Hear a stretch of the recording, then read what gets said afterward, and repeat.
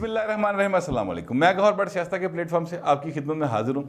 सबसे पहले दरख्वास्त ये कि चैनल को सब्सक्राइब कर लें और बेल आइकन का बटन ज़रूर दबा दें ताकि आप तक मेरा वीलॉग बर वक्त पहुँच सके। खबर यह है कि इमरान खान की हर निशानी को जड़ से उखाड़ देने का फैसला कर लिया गया है और ये फैसला कहाँ हुआ है, किसने किया है, क्या होने जा रहा है, इस बारे में बड़ी ज़बरदस्त तफसीलात मेरे पास मौजूद हैं, वो मैं आपको देता हूँ। लेकिन उससे पहले मैं आपसे अर्ज़ करूँ कि इमरान खान साहब जो कि कल कराची के मिशन पर गए थे, वहाँ पर उन्होंने जलसा किया। जो उन्होंने उत्ते कहना कुआना सी वही जड़ा सौदा बेचना सी वो बेच बूझ दिता। जो उसने कहा वो उस पर मैं अब क्या बात करूँ, लोग जितने थे वो भी आपने देख ली। लेकिन अंदर की कहानी है कि इमरान खान को सिर दर्द लगी पई है। देखें, जिन लोगों के साथ, जिन अदारों के साथ, जिस जगह के ऊपर इमरान खान साहब ने वो क्या पंजाबी में कहते हैं कि एक यानी फटा पा लिया ना, वो फटा भाए ना इमरान खान की हैसीयत नहीं, ओदी ओ वुकत नहीं, ओदी ओ औकात नहीं, ओ मिट्टी नहीं वो वाली इमरान खान न्याजी दी कि वो उन्होंने लोगों के नाल अपना जड़ा ना वैर पावे तो निभा लवे। ये मुमकिन नहीं है क्योंकि पाकिस्तान के अंदर रहते हुए उन लोगों के साथ वैर पा के रहा कोई नहीं बहू जी। अगर कोई तारीख में रह गया, कोई जीत गया तो बड़े खुश नसीब सी। मसलन तारीख के अंदर भुट्टो साहब जो हैं वो जीते हुए हैं और फिज़िकली वो दुनिया में मौजूद नहीं है। लेकिन नवाज शरीफ साहब बड़े खुशकिस्मत आदमी हैं, वो तरीक ही जिते ने या नहीं जिते, इस वक्त वो जिते पे ने बहू जी। हर पासे मियाँ के नारे बज रहे। ये नारे सुन सुनकर इमरान खान के जो है ना सर में दर्द शुरू हो गई। कल वो पहुंचे जब कराची ते जहाज़ तो उतरते ही उन्होंने कहा भाई ना मैनू ना पैराडोल दे पता दो पूरा, 2 गोली ना सफ़र नहीं आना। उन्होंने गोलियाँ शोलियाँ खाई। फिर वो वहाँ से कराची से यानी कराची एयरपोर्ट से सीधा गवर्नर हाउस गए। वहाँ पर जाके उन्होंने अपनी जो भी मशावरत मुशवरत थी वो की और उसके बाद फिर रात काफ़ी लेट जाके इमरान खान साहब जलसागाह में पहुँचे।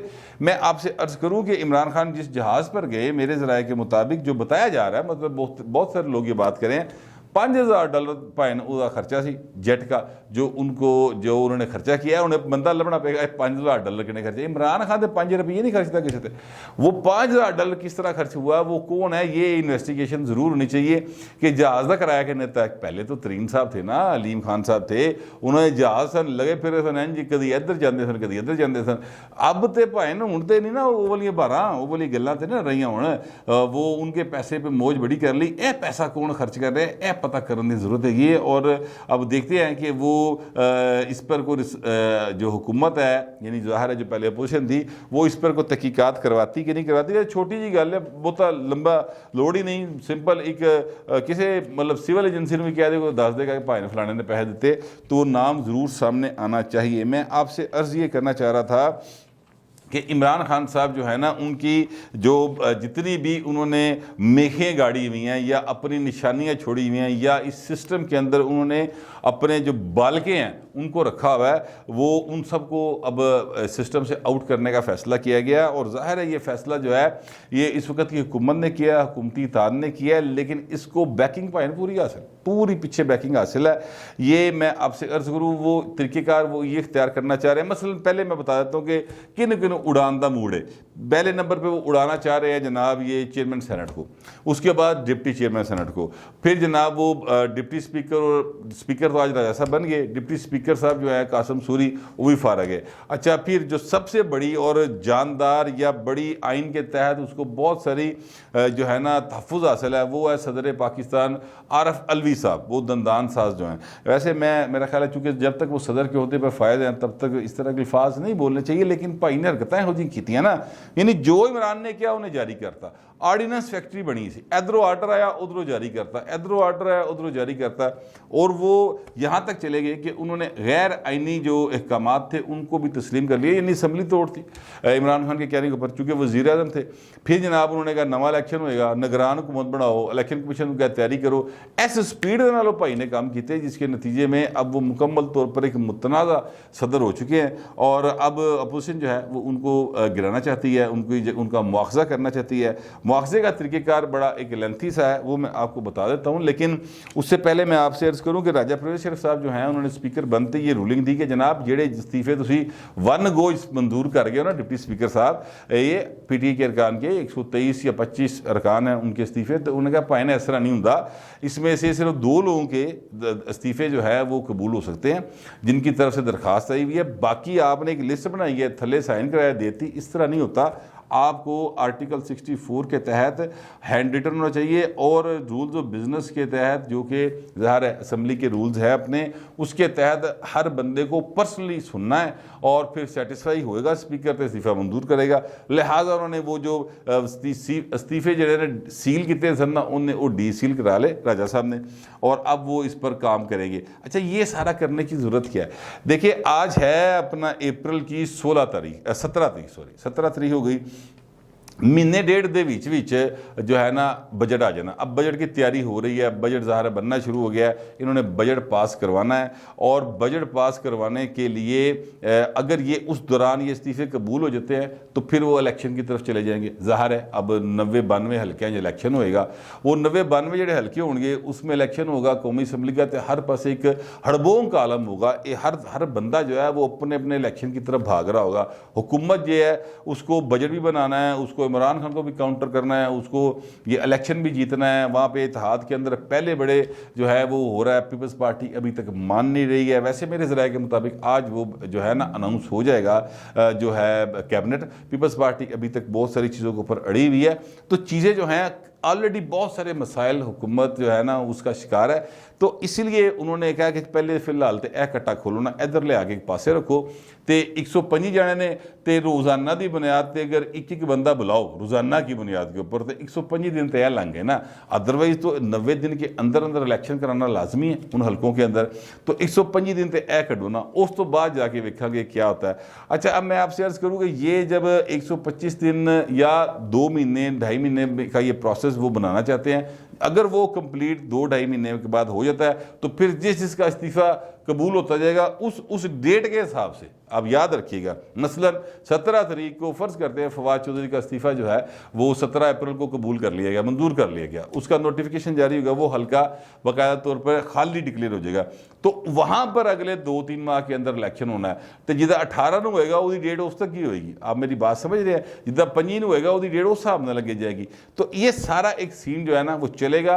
तो ये भी हो सकता है वैसे इलेक्शन कमीशन कहेगा जी सारे देखो दिन करा लेने, 90 लगे ने 92 सारे देखो दिन करा लेने। लेकिन ये अगर तरीक़ेकार देखा जाए तो वो इसी तरह बनता है एक दिन के गैप के नाल। तो एक लंबा जो है ना पाकिस्तान के अंदर एक सिलसिला शुरू होने जा रहा है। लेकिन हुकूमत चाहती नहीं कि मुल्क के अंदर सियासी अफरा तफरी बढ़े, तो इसलिए उन्होंने फ़िलहाल इस्तीफ़े जो ना मंजूर नहीं किए और जो हैं उन्होंने बुला के रख लिए साइड पे, और उनको खोल के अब एक एक बंदे को बुलाएंगे ताकि जो अपोजिशन है वो जनाब नवे पासे जाए। अब अपोजिशन का मसला ये है, यानी इमरान खान का वो बुलाएंगे तो फवाद चौधरी कहेगा मैं तो नहीं जाना, मेरे तो इस्तीफ़ा मंजूर हो गया है, यहाँ पे एक फटा चलेगा।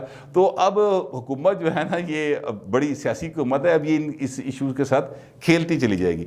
जो चेयरमैन सेनेट हैं और डिप्टी चेयरमैन सेनेट हैं उनके ख़िलाफ़ तरीक़े अदम एतमाद लाने के लिए फ़ैसला हो गया, और वो मेरा ख्याल है कि नेक्स्ट वीक में, यानी जो कल से पीर शुरू हो रही है, इस पीर इस वीक के एंड पर या उससे अगले जो आएगा पीर, तब तक वो तरीके एतमाद जमा हो जाएगी वहाँ पर। और इस बार जो सेनेट का चेयरमैन के उम्मीदवार होंगे यूसुफ रज़ा गिलानी साहब होंगे, ये हुकूमत की तरफ से। अपोजिशन के लिए डिप्टी चेयरमैन के लिए नाम है अब्दुल गफूर हैदरी साहब का। तो वो उसके ऊपर जो सारी हुकूमत है वो इकट्ठी है। वैसे ही उन्होंने बंदे बंद रहे उथे 64 बनते हैं, तो लिहाजा वो बंदे वैसे ही बंद ने। तो अब हुकूमत भी आ गई है, तो जेडे इधर उधर होंगे सन वो भी इधर उधर नहीं होंगे, तो खलो के आराम से वो काम हो जाएगा। उसके बाद जो सबसे अहम मिशन है वो ये है कि सदर आरफ अलवी से जान छुड़वाई जाए। सदर आरफ अलवी से जान छुड़वाने के लिए आइन का आर्टिकल है 47 जो मुआवजे से रिलेट करता है, और वो कहते हैं कि सदर के ख़िलाफ़ कोई भी मुआवजे की तहरीक जो है उसकी कोई बहुत बड़ी गैर आइनी काम किया हो, वो जिस्मानी तौर पर अपने फ़रज़ाए सर अंजाम देने के काबिल ना रहा हो, तो दिमाग हिल गया हो, उसने कोई बहुत बड़ी ऐसी हरकत की हो जिससे मुल्क दाव पर लग गया हो, तो फिर उसका मुआवजा हो सकता है। अब 47 की शिक 8 है जो ये कहती है कि जनाब आप, बल्कि इससे पहले मैं बता दूं कि कितने लोग जमा करवा सकते हैं। कौमी असम्बली के आधे अरकान जो हैं वो दरख्वास्त दे सकते हैं कि जनाब सदर का मुआवजा किया जाए, लेकिन उसको हटाने के लिए दोनों हाउसेज यानी सेनेट और कौमी असम्बली उसके 2/3 मेजॉरिटी चाहिए, मुकम्मल पार्लियामेंट का 2/3 मेजॉरिटी चाहिए। वो इस वक्त हुकूमत के पास नहीं है, मौजूदा हुकूमत के पास 2/3 नहीं है दोनों ऐवानों के अंदर। हाँ, वो 2/3 बन जाएगी जब ये सारे के सारे सीटा जीत लेंगे, कोई चलो 50% जीत जाएगी हुकूमत, तो उसके बाद उनकी 2/3 बन जाएगी। तो लिहाजा इस मिशन के ऊपर जो है अब बाकायदा तौर पर ये सारा जो है ना हुकूमत वो चल पड़ेगी पोलिटिकली, ताकि इमरान खान ਜਿਹੜਾ गुड़कदा फिरदा है इधर उधर जाके गल्लां करदा फिरदा नारे मारदा फिरदा और भी थोड़ा जा कोई नत्थ पाई जाए ना, उन्होंने जरा वागां टाइट की जाए, ये एक तरीक़ेकार इख्तियार किया। बाकी हुकूमत के बहुत ज़्यादा सीरियस चैलेंजेस हैं। पंजाब का जो सूबा है वो मतलब अब आ गया हुकूमत के पास, यानी शहबाज शरीफ के पास आ गया। उनके साहबजादे हमजा साहब वज़ीर आला मुंतखब हो चुके हैं, लेकिन चौधरी परवेज़ लाई बेचारा थाने बैठा है दरखास्त लगे। यार ऐसे क्या ड्रामा है यार, खुदा की कसम। झूठ भी कोई मतलब बंदा वो बोले जिहड़ा कोई मतलब अखां तो ओझल होया होवे। एक चीज़ जो सारी दुनिया के सामने हो रही थी, आप यकीन करें कि पंजाब असम्बली का जो ऐवान है जिसका नया जो बनाया है परवेज़ लाई ने बनाया, वो उसके चारों तरफ ऊपर गैलरीज हैं, और चारों तरफ जो गैलरीज हैं वहाँ पर जितने को 200-300-400 लोग बैठे थे, हर बंदा अपने हाथ ना मोबाइल फड़ के थल्ले जो हो रहा है ना सारी दिहाड़ी ਉਹਦੀ 1-1 इंच की वीडियो बन रही थी। कोई ऐसी जगह नहीं थी जहाँ की वीडियो नहीं बनी हुई, और जो कोई फ़र्ज़ करो किसी पासे रह गई गल तो CCTV फुटेज जो है ना वो मौजूद है। तो परवेज़ लाई साहब कहते मैंने मारिया ने मेरी बांह तोड़ दी, और उस बाद चुक चुक के हाथ जो बददुआं दे रहे हैं।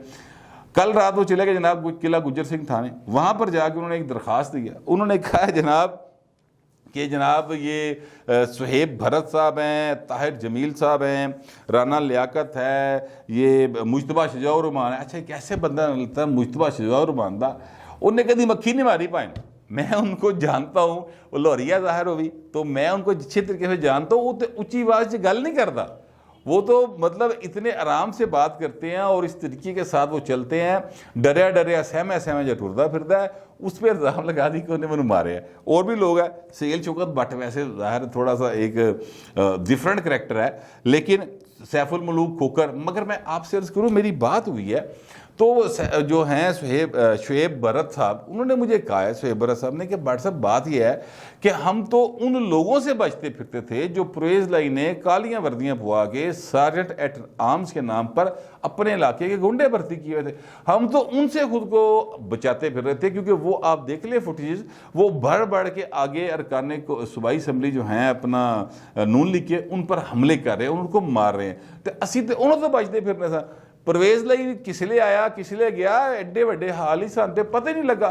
तो ये उन्होंने दरख्वास्त दे दिया थाना किला गुज्जर सिंह में। एक और जो है अपना परवेज़ लाई साहब ने एक बड़ी अजीब सी, वैसे यार मतलब एक बंदा वज़ीर ला रहा है, मतलब मेरा ख्याल है परवेज़ लाई साहब मस्ट बी 75+, ठीक है, और उनको मतलब थोड़ी सी ग्रेस दिखानी चाहिए थी, लेकिन वो बिल्कुल बच्चों की तरह यानी इस तरह की हरकतें कर रहे हैं कि कोई एक्सपेक्ट ही नहीं कर सकता था उनसे, परवेज़ लाई से, कि वो इस तरह की हरकतें कर रही है। उन्होंने कहा जी मैं ये इलेक्शन मनता ही नहीं, यह गैर आईनी काम होया, यह इलेक्शन बनता ही नहीं, मैं नहीं मानता, मैं वज़ीर आला नहीं मानता अपना जो है अपना क्या नाम उनका ये हमजा साहब को, मैं अब स्पीकर हूँ तो मैं वेखना किमें को वड़दा है। अब वो स्पीकर बन गए, नाल ही दरखास्त लैके उसे चले गए। हाय हाय मेरी बांह तोड़ दी, वेखो यार क्या तरीक़ेकार, किस तरह की आप अपनी जो इस उम्र के अंदर आके किस तरह की हरकतें कर रहे। जवानी थी जब, यानी जवानी होती है बंदा जब 50-55 साल की उम्र च होवे, ठीक है, तो उस वक्त ज़रा बंदे के हवास कायम होंगे ने। उस वक्त वो जो हरकतें करते रहे हैं परवेज़ मुशर्रफ साहब की छत्र छाया के अंदर, उनकी छतरी के अंदर, और उस वक्त जो बातें चीज़ें चलती थी वो तो कुछ समझ आती थी। पाए ना उन तो तुसी मतलब सठिया वो होता है ना, एक सठिया गए, वो 60+ जो होता है उसको सठिया के कहते हैं। तुम तो 69 आ गए हो पाए ना, यानी 70 भी क्रॉस कर गए हो, तो की हरकत कर रहे हो यार, खुदा का वास्ता है। इस तरह की चीज़ें करके आप किसके जो है मिशन को कंप्लीट करना चाहते हैं? क्या आप वाकई चाहते हैं कि पाकिस्तान में जमहूरियत की बसात लपेट दी जाए? आप वाकई चाहते हैं कि यहाँ पे आइन ना हो? आप वाकई चाहते हैं, आप दिल से ये बात समझते हैं परवेज़ लाई साहब कि आप जो कह रहे हैं वो दुरुस्त बात है? यार खुदा का खौफ करे, अब आप वज़ीर आला नहीं बन सके। और ये भी मैं आपसे अर्ज़ करूँ कि परवेज़ लाई साहब की वजह से हमजा वज़ीर आला बने। परवेज़ लाई साहब अगर अपना रॉन्ग नंबर ना उठाते, जो उनको रॉन्ग नंबर आया और मुंसलाई ने रॉन्ग नंबर पर बात कराई, अगर वो रॉन्ग नंबर की तरफ ना जाते तो परवेज़ लाई साहब वज़ीर आला होते इस वक्त, और हमजा उनकी कैंपेन चला रहा होता। ये मैं आपको बिल्कुल यानी ये समझ लें कि फ्रॉम हॉर्सेस माउथ ये बात बता रहा हूँ कि ये भाएं ताड़ी जी ना मतलब गलत हरकत, उदी वजह तो अज हमजा वज़ीर आला है। ਤੇ ਹੁਣ ਭੁਗਤੋ। ਹੁਣ ਐਵੇਂ ਹੀ ਇੱਧਰ ਉੱਧਰ ਦੀ ਗੱਲਾਂ ਕਰਨ ਦੀ ਕੀ ਲੋੜ ਹੈ। ਜਿਹੜਾ ਕਸੂਨ ਚੋਈ ਸਾਹਿਬ ਲੜਾਈ ਤੋਂ ਬਾਅਦ ਯਾਦ ਆਵੇ ਨਾ, ਉਹ ਆਪਣੇ ਮੂੰਹ ਤੇ ਮਾਰੀਦਾ ਹੁੰਦਾ, ਦੂਜੇ ਨੂੰ ਤਾਨੇ ਨਹੀਂ ਦੇਈਦੇ ਹੁੰਦੇ ਕਿ ਨਹੀਂ ਨਹੀਂ ਤੂੰ ਮੈਨੂੰ ਉਸ ਵੇਲੇ ਮੈਨੂੰ ਮਾਰ ਲੈਣਾ ਚਾਹੀਦਾ ਸੀ। ਇਸ ਤਰ੍ਹਾਂ ਨਹੀਂ ਕਰੀਦਾ ਹੁੰਦਾ। ਤੁਸੀਂ ਗਲਤੀ ਕਰ ਬੈਠੇ ਹੋ, ਉਹਨਾਂ ਨੂੰ ਮੰਨੋ, ਕੋਈ ਗੱਲ नहीं, फिर क्यों होया। 1.5 साल की सारी असम्बली रह गई, 1.5 साल बाद फिर ट्राई कर लेना। लेकिन जो हरकतें परवेज़ लाई साहब कर रहे हैं, इससे वो बाकायदा तौर पर पीपल्स पार्टी के जो सरबराह हैं यानी आसिफ जरदारी साहब, उनके दिल से भी दूर होते चले जा रहे हैं। उन्होंने भी थाट्स जड़ियाँ ने वो इन्होंने को अच्छियाँ नहीं रह गई हुण। मुझे इस किस्म की इतलात मिल रही हैं, क्योंकि मुझे बताया किसी ने कि जनाब परवेज़ लाई साहब ने बंदे भेजे थे और परवेज़ लाई साहब ने वहाँ पर पैगाम दिया आसिफ जरदारी साहब को। 1 रोज़ पहले की बात है, 2 रोज़ पहले की। और वहाँ पर उन्होंने कहा कि जनाब परवेज़ लाई साहब कहते हैं कि जी सानू ज़रा वोट शोट पो अपने बंदे ने, साढ़ा ताड़ा पुराना तलक है।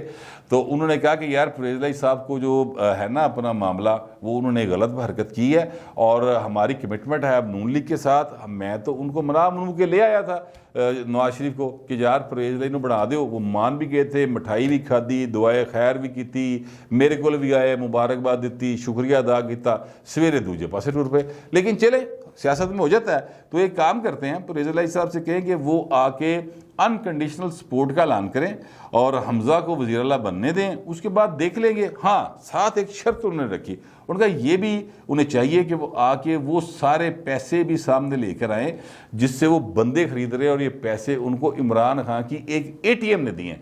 ये बात जो है ना, ये भी जरदारी साहब ने साथ शर्त लगाई, जिसके नतीजे में ज़ाहिर जो लेके गया था चौधरी साहब ले गए सर, एक बड़ा या चौधरी है, आप जानते हैं, मैं नाम इसलिए ले रहा कि वो फिर बुरा बना जाते। वो लेके गए थे ये सारी दरख्वास्त, तो जरदारी साहब ने इस तरीके से उनकी दरख्वास्त को कर दिया रिजेक्ट। तो चौधरी साहब जानते हो यार, खुदा दा वास्ता इस उम्र हूँ मजीद कितने तुम जाना है। बस ठीक है, बंदा हार जाता है यार, कोई बात नहीं, आप हार गए। जो आपने आज किया है वो तो मतलब तारीख में अब हो गया है, मजीद गलतियाँ ना करो। पंजाबी च कहो तो मजीद जो है ना गंद ना पाओ। ताड़ी बड़ी मेहरबानी, ऐवान को भी चलने दे और चीज़ों की जो है ना दुरुस्त सिमत वो उनको इख्तियार करने दे। मेरा यही ख्याल है। हो सकता है कि आपको मेरे किसी ख्याल से इत्तेफाक ना हो या मुकम्मल इत्तेफाक हो, दोनों सूरतों में लिख दीजिएगा, मगर डिसेंसी के साथ। फिलहाल इतना ही, मिलते हैं अगली वीडियो।